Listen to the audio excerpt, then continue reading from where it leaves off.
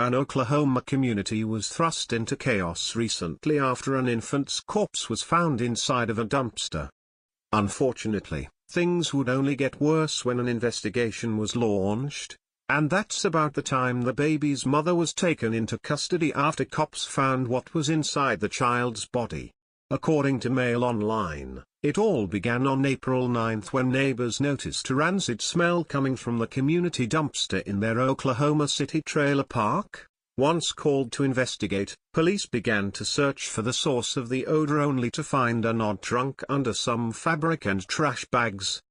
Officers opened the case to see what was inside only to find the contents concealed within a black trash bag. Much to their horror, they would rip it open to reveal a dead and heavily decomposed infant's corpse along with a placenta and a large amount of blood. Residents of the park quickly directed officers to the home of 26-year-old Catherine Juanita Green after recognizing the trunk and having seen it around the woman's home for the past several days. In fact, those close to the woman say that she had been acting very weird with regard to the trunk in question, even going so far as to become upset when anyone got too close to it. Come to find out, Green was about 33 or 34 weeks pregnant when she gave birth to her stillborn child, but there was quite a bit more to this story as police would find out. In fact, a medical examination would find something inside of the baby's body that immediately had police placing the deceased infant's mother under arrest. According to preliminary results, the baby met an intrauterine fetal demise, meaning it died in the womb, as a result of methamphetamine use. Its mother. In short, the stillborn baby was found with meth in its system as this pathetic excuse for a human being took drugs while she was pregnant and, ultimately, killed her child. But, that's not all. Once they took Green into custody, police would find out that the situation was even worse yet. Before the woman was questioned, officers noticed that she was squirming and fidgeting with her hands, making numerous motions from the vaginal area to the rectum area as she was in the interrogation room alone.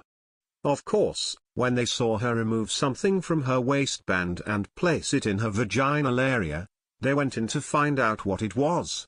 After securing a warrant, officers conducted a body search and found that she had quite a bit of methamphetamine stuffed inside both lower cavities. Green faces up to 10 years to life imprisonment on the murder charge, up to 5 years imprisonment or up to a year in county jail and or a fine of up to $5,000 on the corpse disposal charge, up to life imprisonment or up to a year in county jail and or a fine of $500 to $5,000 on the child neglect charge, up to 5 years imprisonment and a fine of up to $5,000 on the meth charge and up to a year in county jail and a fine of up to $500 on the obstruction charge. Source: INI News. Unfortunately, it looks like this woman is going to get off easy. If ever there was a reason for the death penalty, this would be it.